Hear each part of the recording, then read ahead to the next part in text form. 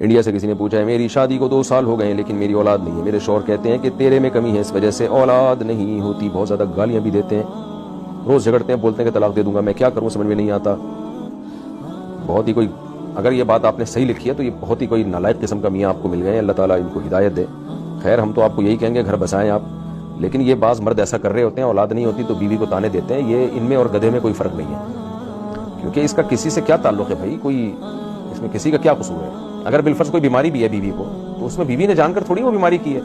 بعض لوگ کیا کہتے ہیں بیوی بانجھ ہوتی ہے، اولاد نہیں ہوتی، اس کو تانے دے رہے ہوتے ہیں تو منحوس ہے تیری وجہ سے، ایک تو بیچاری کا اولاد نہیں ہو رہی، اس کی آپ اپنی بیٹیوں کا سوچو، آپ کی بیٹی کو سسرال میں اس طرح کے تانے ملے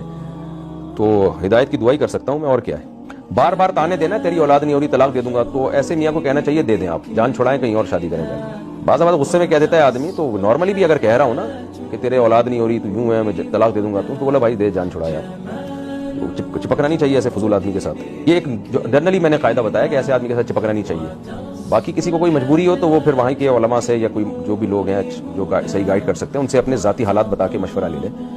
ایسا نہ ہو کہ اس سے بھی جائیں اور دوبارہ بھی کوئی بندہ نہ مل رہا ہو، تو بعض دفعہ یہ بھی مسائل ہوتے ہیں۔